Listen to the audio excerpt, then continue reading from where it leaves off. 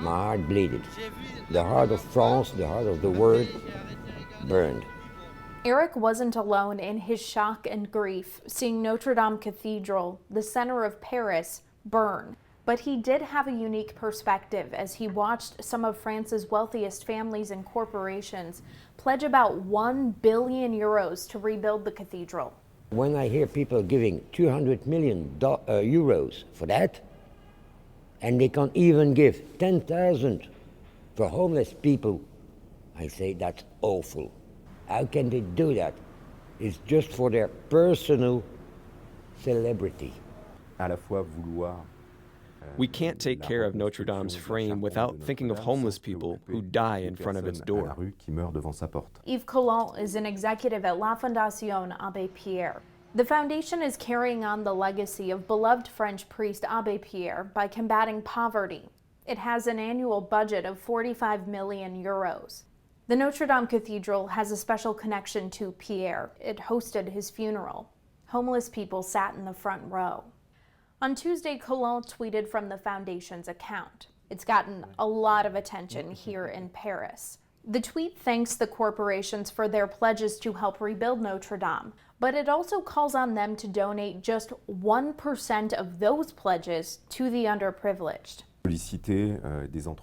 When we present a project to big companies and we ask for 10,000 euros, 20,000 euros, 50,000 euros to change the lives of people in great exclusion, or often to save their lives, and we hear that it costs too much, it's hard to hear after that a company can raise hundreds of millions to save a roof.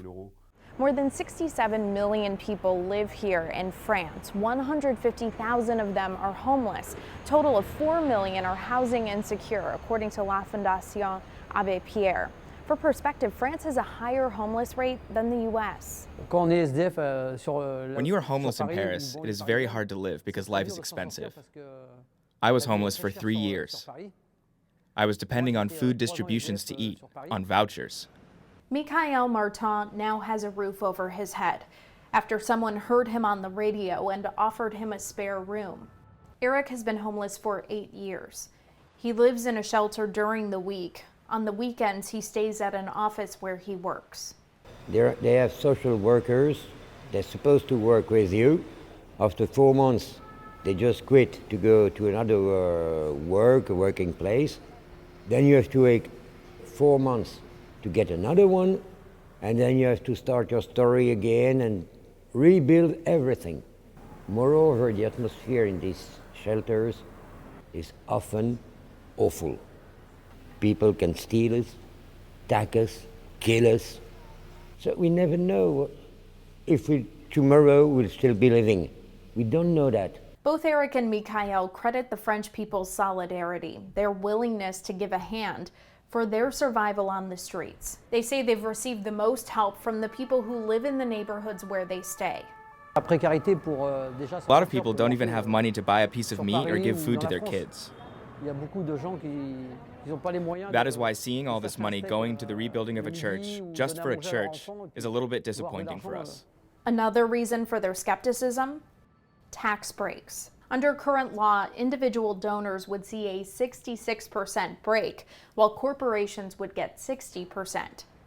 And France's former culture minister suggested donations for Notre Dame be eligible for a 90% break, but he walked that back. These tax breaks mean the French government will lose out on hundreds of millions of euros in tax revenue. But the Pinot family, which has pledged 100 million euros, says it won't seek one. Don't look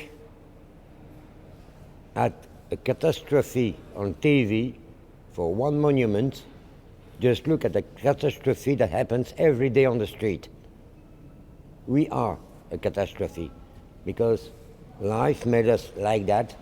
I didn't want to become a homeless person with a house, a small apartment. We can be secure. That's what we need, security, and a way to be independent. Lauren Stevenson, Newsy, Paris.